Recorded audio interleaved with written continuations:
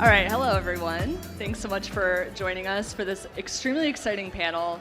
We're going to talk about the state of women in sports, women in fitness. We're going to talk about how businesses and entrepreneurs can move that conversation forward and what the future looks like for this incredibly important space that a lot of women contribute much of their business success and a lot of their success to some of the skills that they learned in sports.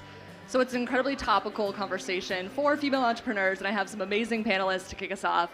So I'll start by introducing them just very quickly. I have Christy Keswick, who is the co-founder and president of Good Sports, which is a national nonprofit that has contributed over $100 million in equipment and helped 10 million children get access to sports. I have Jess King, who has cultivated a devoted following via her fitness classes with Peloton. She's an entrepreneur. She is a dancer, an entertainer, she's a DJ, a multi-hyphenate truly, and she's also a mother.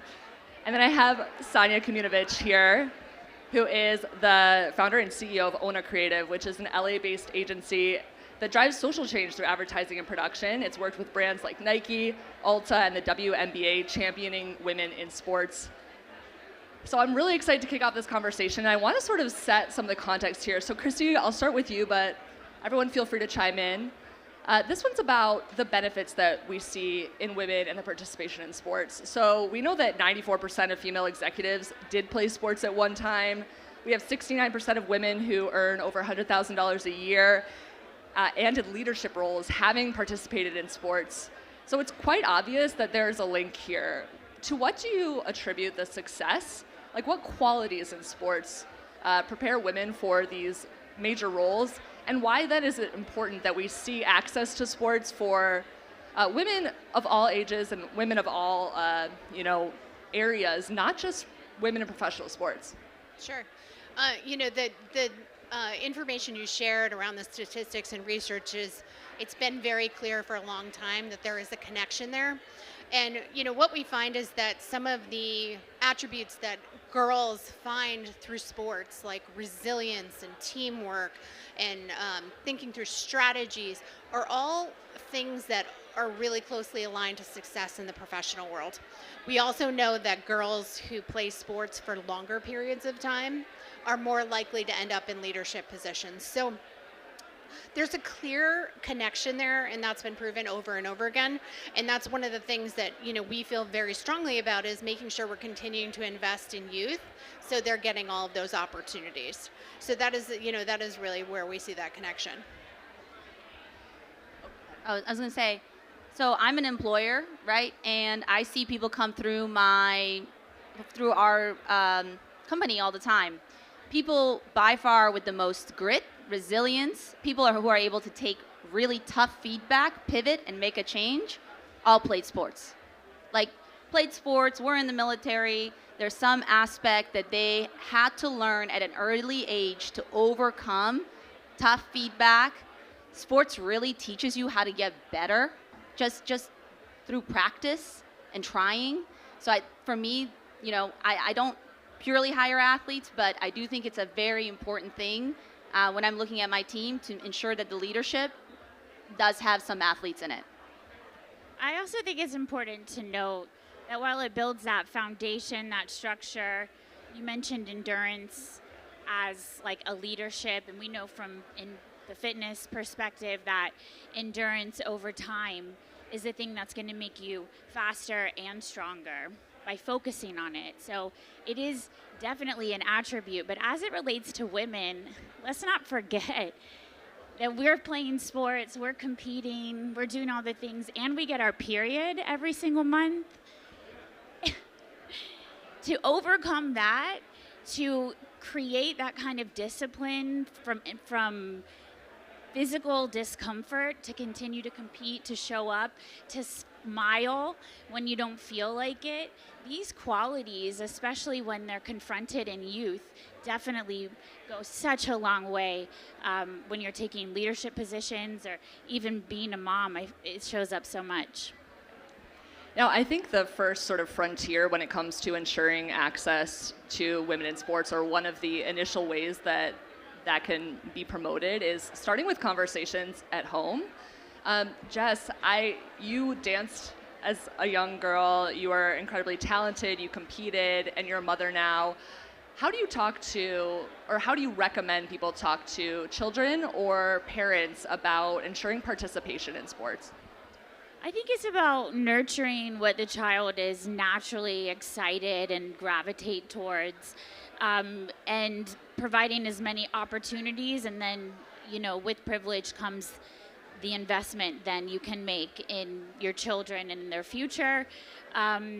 It is a fine line, I think, as parents to understand where our traumas lie within the history of that discipline. If it does, let's say my kids want to be dancers, where do we not project onto them and let them have their own experience and develop in ways that are going to take them into the future. So I think it really comes down to the nuance of that conversation and deepening the connection with your child and them with themselves, so that together you can partner on how to be, where to go, where to channel that light. Yeah, and I would add, just speaking about privilege, I mean, one of the challenges we see running a nonprofit is that there are barriers to play for kids, and there are barriers that are unique to girls to play. And we're seeing girls drop out of sports at twice the rate of boys by age 14. And age 14 is very interesting because that is when a lot of things are changing in a young woman's life. And we see something as simple as a sports bra not being available to a young girl that keeps her from playing sports. Cost is another barrier. We also know that despite incredible success since Title IX, that girls still have 1 million fewer sports and fitness opportunities than boys. So there is still a gender equity gap to be closed, and there's a lot of things that have to be done to make those investments in order for them to close. But we know the benefits are so crucial that we need to work towards that. I'm glad you brought up Title IX. Sonia, I want to ask you about this because since its passage, we've seen an increase in participation in sports among women. We've had some really watershed moments in women's sports, and with the rise of social media. But there's still an ongoing disparity. There's still not as much visibility into women's sports as into men's. To what do you attribute that disparity, and what are the tools that we currently have available to sort of increase some of the visibility and close a little bit of that gap? All right, this is why I have my note cards, guys. So I think, men have been participating in sports for hundreds, if not thousands of years. Women have really just started right around Title IX. I think that when we start talking about money and we start thinking about equal pay, there's a lot of conversation about, hey, women aren't breaking the top 50 in terms of who the most well-paid athletes are. When you look at who the most well-paid female athletes are, they tend to be tennis players. Tennis, thanks to Billie Jean King, got equal pay around 1973 in the U.S. Open, just the U.S. Open. And if anybody watched the Serena King Richards movie, you know that his primary focus and objective was to get them to play so they could make money.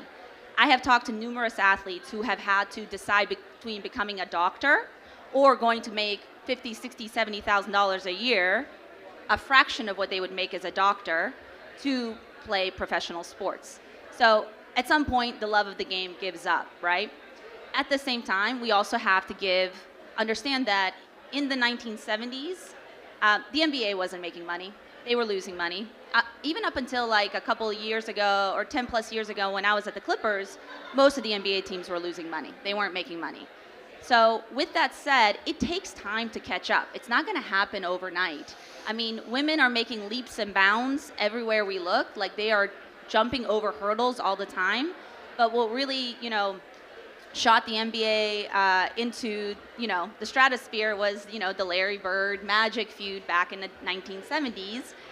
And again, in 1984, they made, I think, $165 million as the NBA. The WNBA last year made $244 million. Obviously, if you adjust for inflation, that's still slightly less than where the NBA was. But we just got Caitlin Clark and Angel Reese. This is just happening now. So for me, I think Title IX really helped usher in, the idea that women can get scholarships in college. And I think now as we're pressing forward and we're seeing the visibility, we're seeing, those March Madness numbers, women's March Madness numbers exceed men's March Madness numbers and other sports, I think you're going to see further investment by brands. And I think after you see this further investment by brands, you're going to see then a bigger investment into women's sports and hopefully better and more athletes coming out. Because, you never know when you're giving up a Serena, like to go be a doctor, right? She could have done a lot of other things, but she decided not to. And hence we got one of the greatest athletes to ever live. I want to circle back to messaging in a second, but Jess, I was curious, obviously in this environment that we're living in today, when we're talking about visibility, social media, it's incredibly valuable. You have multiple platforms via Peloton, you're on the Record platform and social media. To what extent how do you feel that has helped you push your business forward? And also, what advice would you give others, entrepreneurs, business owners, who are trying to replicate some of your success in terms of building a community around your brand? When thinking about talking about women and wanting to bridge the gap and equity, it's like, how do you do that? How do you get people to care? And ultimately, it's you tell the stories. You tell the stories of the fight to get equity in paid labor, and then you bring up the conversation of unpaid labor from raising kids that we still haven't had, So I do think it's about telling the stories, the real, authentic, genuine stories about what life is like, what your life experience is like, your unique life experience, where you come from, how you were created and made to be, and how you express that out in the world. And, I am an artist first, predominantly. That's how I think as a dancer, performer. Speaking of many individuals who are super talented, who just can't pay rent because gigging and dancing is not valued. We're always in the back. There's so many things about that industry, the performance industry as well, that I think are on par with talking about women in sports. It's a blurry line. But for me personally, it's very important that I tell my story as a queer mother, as a Latina, as a woman in sport. I feel like I do have a privilege, and with that comes this opportunity to share my platform. So everything that I really do and touch does have this kind of give back component baked into it. I've been so excited to launch a new media outlet on the Record, which is a place for me and my community to come and tell our stories by way of written content, media content, podcasts, so many exciting things. And for me personally, it's about activating that community. And what's so cool is the other contributors to the blog, to the media outlet, are also queer and Latina and marginalized and feeling like they too haven't fit into a box. So bringing them together to say, hey, look, you have a space. And then through the MCA program with Cargo that I'm a part of, now they're getting paid for their work. So there is this huge, just like, I see you, thanks for seeing me, now let's like shine our lights brighter together. And I pour into that as much as I can through every outlet that I touch, whether it's Peloton or DJing or on the Record, or even my wellness practice of, I'm a life coach, but by working with just a life coach, now you're also employing a nutritionist and a personal trainer, and it just is this larger ecosystem of where if you touch one, you touch many. So that's where I'm at. Love that. Yeah, I love that too. I will say, talking about storytelling, this is one space that women are killing it much better than the men. So when you talk about the influencer space and NIL and brands, signing athletes, the women are doing way better from a return on investment standpoint, and brands are noticing that. And I think that has to do with a lot of our natural authenticity and storytelling that comes across with us as women. And so this has been an exciting space where I think there's an opportunity for lots of growth in seeing professional female athletes really do well. We still have a long way to go for them getting paid for their actual work on the courts and on the fields, but I think this is an opportunity for growth for them. Speaking of messaging, Sonia, I want to bring you into this conversation because Ona Creative has done some truly groundbreaking campaigns for big brands like Nike. But I want to ask you, how would you like to see female athletes portrayed? And, how can that more authentic or realistic portrayal move the industry forward? Well, I think Jess kind of hit it on the head where, women are so multidimensional. There's no one way to be a woman. And I think society's finally catching up to this idea that women athletes are not necessarily going to fit your square idea of what like a traditional woman is, or they might, both ways, right? So, for me, the groundbreaking moment, again, Caitlin Clark, Angel Reese, March Madness, all the drama that ensued was the best thing to happen.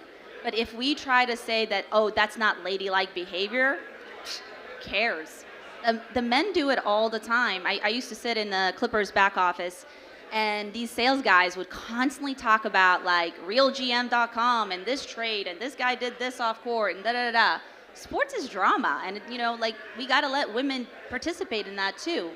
So I think like as our views of what a woman is or how a woman looks, and I agree with you, motherhood and all the transcendent qualities of what a woman is, I think if we let I hate to say it this way, but if we let the drama ensue, people are going to watch. That's what people tune into. That's why people care.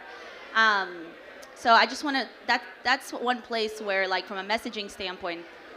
Now, as far as campaigns and storytelling, I agree with what you're saying as well. We did a lot of work around like, women athletes aren't this like stick figure, like la la la. Women athletes, there's all kinds of incredible women athletes. Professional weightlifters are not like, your traditional idea of what an athlete looks like, but they're just as incredible of an athlete as ever. And to your point, telling their story is important, and making sure that as leaders across industries, that we're putting a spotlight on these people, and the more we do, the better that work is going to perform on social media, and the more we're going to see inclusion into bigger brand campaigns and things like that. And I just want to add how important that is for young girls to see. Because when we talk about girls dropping out of sports by age 14, they're actually dropping out for different reasons than boys. And one of the reasons is we've talked about things like body changes, right? But also they haven't traditionally seen women in those spaces. That's changing. But another reason is they traditionally have been told to have an athletic body is not feminine. We are changing that for young girls, and the more they see that, the less likely they are going to have these barriers to play, which we know are going to benefit them so much in the long term. I think what I'm hearing is that EQ is trending. Women have always had an EQ. We've been quote unquote emotional, which is why we're so awesome. Right, but why they're afraid of us. Right, but it is about harnessing that and saying now it is time to actually use that. Like, what does that mean? Elevate your EQ to like really fully understand yourself and how to speak to that and how to communicate that. Understand your impact over the intention you want it to have personally, and then as brands, really being thoughtful and mindful and inclusive and really understanding. I think what I'm also hearing is that we have to stop objectifying women. Women have to stop objectifying women. We have to stop doing it in sport. It's toxic, and it's actually not even the point. What is the point of it? Our strength, our power, what we're able to accomplish, to achieve. None of that has anything to do with what the reflection looks like. The reflection is just the consequence of how you move and how you care and how you are created. It really is so irrelevant to what matters most to us as humans. And I think that's where we have to get rid of this binary and just remember that we're all human people, and like to celebrate human excellence and accomplishment and achievement, and just stop being perverts about us. My God, like let little girls explore movement and stop making it uncomfortable and weird for us to exist in our bodies. Stop it. Absolutely. So I want to talk a little bit about uncertainty. There have been budget cuts at the DOE, there's been staffing reduction. There's a lot of uncertainty in the space right now that could sort of ripple through access to sports for women. So given that, and given the uncertain outlook on the future, I want to know what is the imperative for women in business, female entrepreneurs, big businesses in promoting access to women's sports? What can they actually do? Christy, let's start with you. Yeah, I mean, I think if you're only investing in professional sports on the female side, you are not playing the long game, right? We need to build a pipeline of young girls that are going to feed into our professional environment, whether that ends up being professional sports or not. You know, we always say at Good Sports, and one of the reasons that we feel so strongly about investing in our She Who Plays initiative is, if you want leaders in the boardroom, you have to invest in girls in the locker room. And so I think in order for us to see that long game played out, the investments have to be much deeper and longer. So I think there's brands, I think there's media outlets, I think there are a lot of people investing in that space now, but they're thinking about it, in my mind, a little too transactionally. And so I think that's where a big opportunity lies. For me, it's just such a bummer to see, like in general, like we have seen what sports have done for women now over the years. Again, we're seeing more CEOs that are women. We're seeing more leaders that have the very first question, right? More leaders in, more women leaders and more female leadership across the board. And that is all thanks to sports. And I think in general, our country needs to move more. Forget female, male, we all need to move more. So like, we need to be investing in people's wellness. And I think that starts with sport. Like, you know, I take your classes, of course.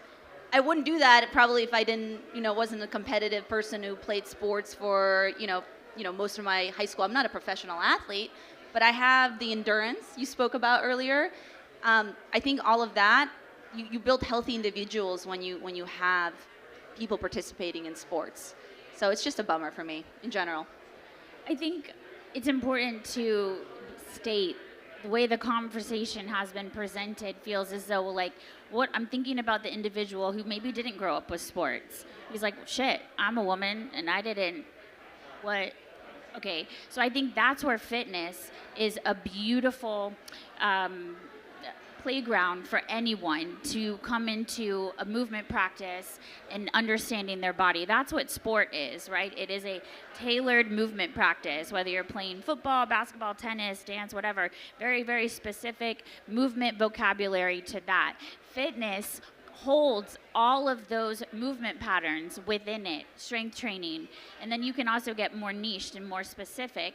But if you didn't grow up in sport, fitness, group fitness is such a beautiful place to come and play and participate in the competitiveness, in what it's like to feel very uncomfortable and have to push hard and grow, and to really start to come into the power of your body. I think that's kind of what's happening here, is there's a lot of disempowered individuals because they're not fully embodied. They're not fully, when was the last time you experienced the density and the power of your life from inside your body? The last class I taught, I was talking to God, I promise. So feeling that, waking up to that, coming into that power, you can't really be fucked with when you know you have that within you. So I think sports is where you can find it as a kid, and then as an adult, no matter where you go, fitness is always your friend. And I think the schools around the country need to do a better job of realizing that connection and starting these kids young. We have gone through this, let's cut PE, let's cut recess because we don't have the money. Well, it's really short-sighted because we know the connection to self-confidence. We actually know the connection to academics now. So, building that in a young kid's life from the very first time they step into school is critically important. Well, unfortunately, we're going to have to leave it there, but I'm glad we ended on some really inspirational words from everyone on this panel. Sonia, Jess, Christy, it was so wonderful. Thank you so much for your time. Thank you for the opportunity. Thank you.